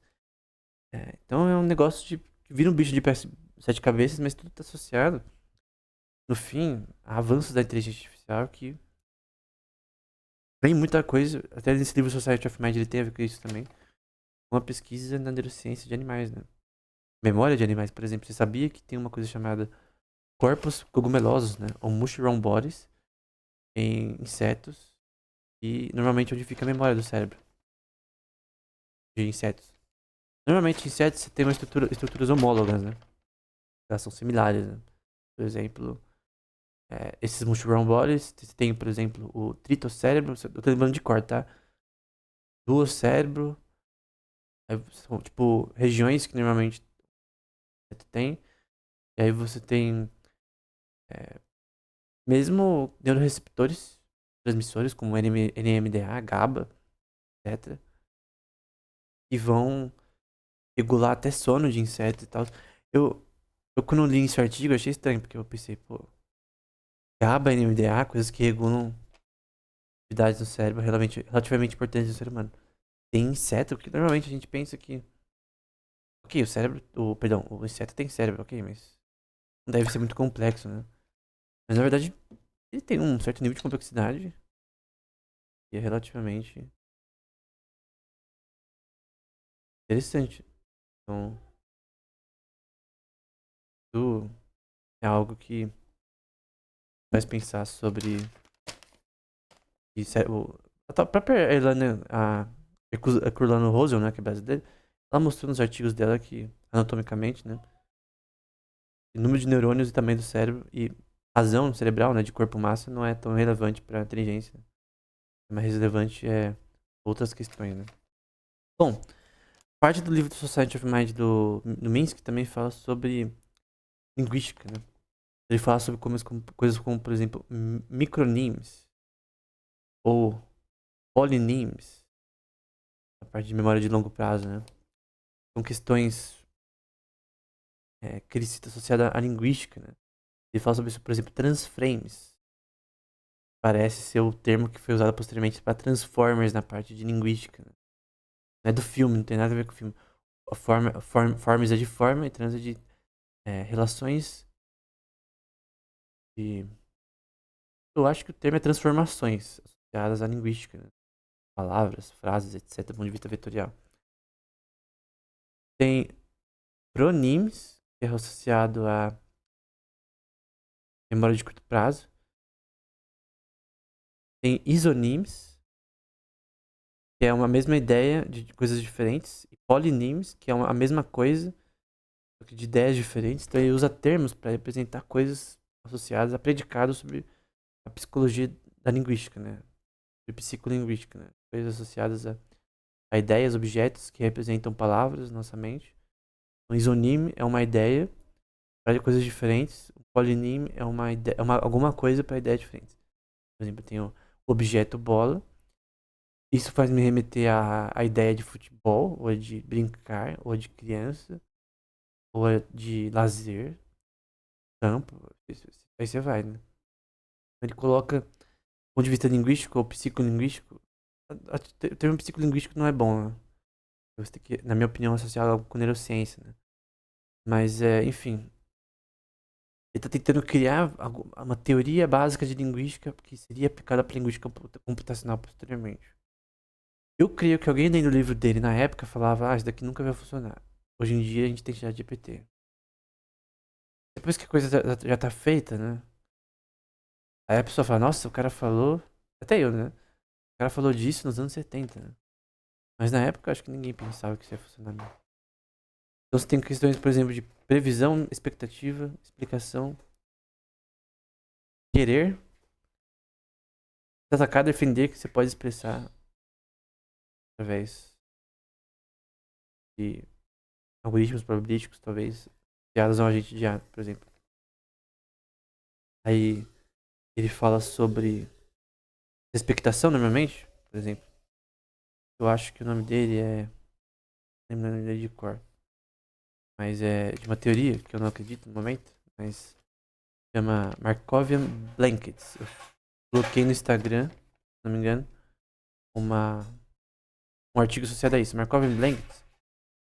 E a teoria do cérebro bayesiano basicamente diz, uma teoria, diz que a gente pode representar comportamentos que o cérebro evoca na prática, uma coisa chamada inferências bayesianas, que basicamente é você usar funções de probabilidade para inferir coisas. E uma inferência? Uma inferência pode ser um mapeamento de uma ideia para outra, ou de, por exemplo, uma representação visual para outra, por exemplo. Eu quero atravessar a rua. Qual que é a inferência que um sistema robótico tem que fazer para atravessar a rua? Ele tem que olhar para os dois lados, tem que ter uma câmera, etc. Ele tem que ter visão computacional, algoritmos que fazem isso. E ele vai olhar para os dois lados. Ele tem que entender o que é chão, o que é céu, o que é estruturas, prédios, né? Onde fica a rua, o que são carros, etc. Não o que são, mas onde eles estão. Ele não tem consciência. Mas o grande ponto é que precisa ter visão computacional, que é que um carro autônomo faz. Carro autônomo não é mágica, né? É realmente de coisa. Essa teoria, ela diz que o cérebro faz inferências probabilísticas, principalmente na área da basal ganglia, que é associada a movimentos voluntários, não sozinha, né? Mas é associada a movimentos voluntários, emoções também, outros temas, mas somente a movimentos voluntários, ela é conectada com o cerebelo, tálamos, obviamente, porque o tálamos tá em tudo, né? E em questões de pathways na comunicação no cérebro e com o córtex primário motor, basicamente as inferências bayesianas, elas são também o basal ganglia também, obviamente, tem uma conexão com o córtex pré-frontal associado a modelos de atenção. Basicamente, isso tem inferências sobre o que está acontecendo. De certa forma, todo algoritmo de IA, muitas questões, principalmente representation learning, eu já falei, tem inferências que são feitas de forma probabilística. Então, você tem uma inferência sobre o que o personagem no jogo do Super Mario vai fazer, um inimigo, tem que desviar. Então, você faz uma inferência probabilística de algo que você nunca viu, por exemplo. Eu vi um vídeo do Sekiro e vem um cara, tipo, tem uma parte que o cara tá no telhado, né? Eu joguei um pouco Sekiro, só o começo. Um jogo muito difícil pra eu jogar, mas. Vê que eu jogo Battletoads no SNES, mas. No Nintendinho, na verdade. Basicamente, eu tinha uma parte que você tava em cima de uma estrutura, né? Em cima de um prédio, né? De arquitetura chinesa. E vi um cara voando pra atacar. Eu vi um comentário, né? Nossa, esse cara aqui, se eu não me engano, eu desviei na primeira, né? Porque ele veio muito rápido, né? E vamos supor que você nunca. Não teve spoiler, você nunca viu esse personagem, esse inimigo, né? Um sistema de IA, ele poderia usando temporal difference learning, é o algoritmo usado para isso. E conseguir desviar desse personagem atacando na primeira vez que ele aparecesse. Difícil, é reflexo. Tem que perceber o bicho vindo e é difícil pra caramba. A questão é que tem uma coisa chamada Bayesian Surprise. Normalmente é apresentado com um logaritmo negativo de surpresa. Do ponto de vista matemático. Teoria de Markovian blankets e cérebros bayesianos. Né? Por sinal, obviamente tem a ver com probabilidade bayesiana, mas nesse caso você tem que juntar marcoviana também. Mas o grande ponto é que você tem essa expectativa de surpresa. Então, uma função normalmente logarítmica negativa para coisas novas. O sistema robótico ele tem que lidar com ambientes novos. O ser humano consegue fazer isso da forma que Deus criou. Como que se faz um sistema robótico que lida com coisas novas? Ele tem que entender essa coisa nova e aprender como lidar com ela, se adaptar. Então vem um personagem que nunca viu, ele tem que entender o que eu devo fazer em uma situação que eu nunca vi. Beleza? Ou um reflexo. E é uma questão de. Obviamente o predicado obviamente é o inimigo, obviamente ele vai me atacar, obviamente ele vai dar dano. E do ponto de vista de reinforcement learning, minha função de valor vai diminuir. Vou morrer. O sistema vai ser penalizado por morrer. Então, tá na intenção de algoritmo de inteligência artificial, com reinforcement learning, etc. Você tem uma inferência bayesiana, surpresa. Consegue lidar com problemas novos.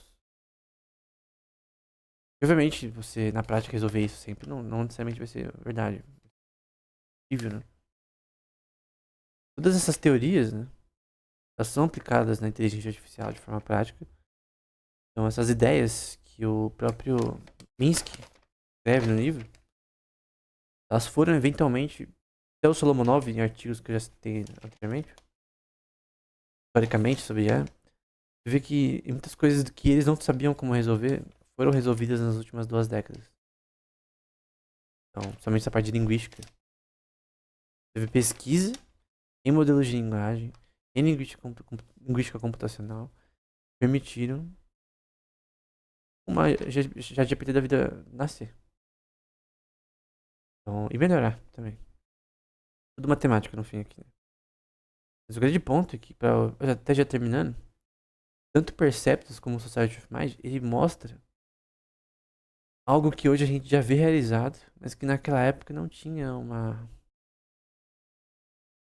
Não dava pra prever o futuro, não dava pra saber quando que IA ia dar certo, quando que modelo de linguagem ia dar certo. Tanto o Solomonov quanto o Minsky, eles demonstram que quem sabia se ia dar certo, né?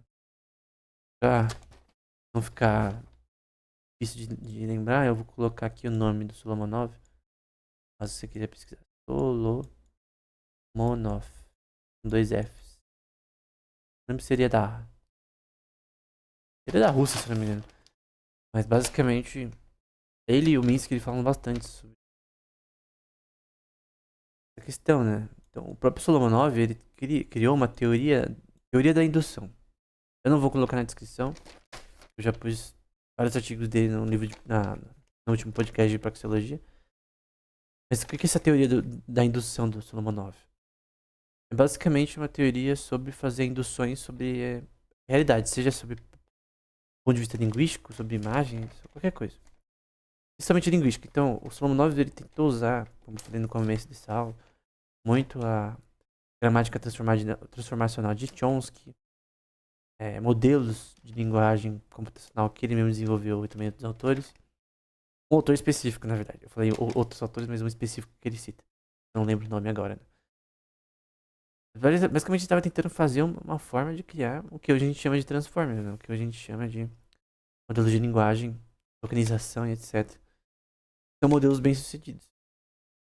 Aí, desde 2010 pra cá, teve principalmente de 2015 pra cá, eu vejo artigos importantes nesse tema, né? Artigos como o Bert, Roberta, modelos de linguagem famosos, né? O Bert, principalmente, inicialmente. E as vertentes, né? Quem não sabe, Roberto é um algoritmo foi desenvolvido por pesquisadores no Facebook, ou Meta, né, hoje em dia. Na época, Facebook, que é muito famoso sobre esse tema, né? Modelo de linguagem. Então, um ponto é que eles achavam impossível no momento, que eles estavam tentando resolver, quebrar a cabeça, eventualmente foi resolvido. Obviamente, pesquisa em IA aumentou muito nos últimos 20 anos. Obviamente, isso contribuiu. Também o retorno que estava gerando, eventualmente, também permitiu isso. É uma questão, finalmente, de pesquisa privada que vem em épocas que a gente não sabe quando. A gente não sabe quando um novo artigo vai nascer de uma pessoa randômica que acabou de terminar a faculdade, às vezes. Vai mudar tudo no tema, né? Acontece. Ou pesquisadores numa empresa privada, né? A maioria da pesquisa em AI, em avanços nas últimas 2 décadas, foi da DeepMind, OpenAI, da Meta, Facebook, e outras empresas privadas fortes aí que tem pesquisadores aí em IA que... É muito dessas plataformas, elas publicam artigos, né? Então, o próprio... Antes até de eu começar o canal, eu lembro que eu pesquisava artigos de IA da própria página da Meta, do Facebook, que tem lá, Meta Research. Tem lá a página lá de pesquisa que os pesquisadores publicam lá. E da Netflix, eles têm um blog lá sobre os algoritmos que eles usam na Netflix, empresa, né? Eles desenvolveram coisas ali, avanços aí em IA, por exemplo, em modelos de recomendação de vídeo, de filme no caso de série. Também usado no YouTube para recomendação de vídeo e na Amazon para recomendação de produto. Você vê avanços, né? Como, por exemplo, a primeira vez que eu vi Multi-Armed Bandits foi num artigo da Netflix. Eu não lembro quem inventou Multi-Armed Bandits, mas eu vi um desenvolvimento interessante ali. Eu já expliquei também nos cursos de inteligência artificial. Multi-Armed Bandits é basicamente um algoritmo que você quer achar, entre aspas, o braço mais óptimo do seu agente ali em relação a um problema que você quer resolver. É basicamente essa a lógica. Uma função de maximização associada a isso. Agora eu não consigo explicar os detalhes de core, assim. Mas o ponto é que você vê... Os dois livros, eles são importantes porque, por exemplo, tanto Society of Mind e Perceptrons, ele tem ideias que até hoje são relevantes, não são explicadas no mesmo nível que o livro escreveu. Obviamente, o Minsky é uma pessoa, o conhecimento dele, o repertório de conhecimento dele e do Seymour é unilateral no fim, né? A forma que ele explica as coisas, que ele escreve. Não tem o que coisas ali são úteis. Mesmo para pesquisadores atuais, né? Para entender não só o passado, mas entender melhor o presente. E o Society of Mind, do ponto de vista de psicologia, neurociência, etc., linguística, ele é importante não só do ponto de vista histórico, mas também para entender melhor os atuais, né? Ele te faz pensar sobre coisas que são problemas não resolvidos atualmente. Então, assim, o problema mais difícil que foi resolvido, por exemplo, o Solomonov e o Minsky não resolveram, foi os de modelos de linguagem, né? Na época, cara, literalmente, e eles não viam luz no fim do túnel sobre resolver. Tem que entender que esses papers, esses livros são de mais de 40 anos atrás, né? Então, bastante tempo, quase metade de uma vida aí. Então, o grande ponto é que você tem na história da inteligência artificial alguns livros que são importantes até hoje para ler. Todos são importantes, mas tô falando alguns mais importantes. É que você vê o struggle, né? O problema, a dificuldade de resolver coisas que hoje tem resolvidas. Estão resolvidas. Não só porque hardware, tá? Só com hardware, mais hardware você não resolve um problema. Mas com algoritmos, né? Deus permitindo um aumento de conhecimento associado a esse tema, né? No fim, é matemática aplicada apenas. Então era isso. Até o próximo episódio.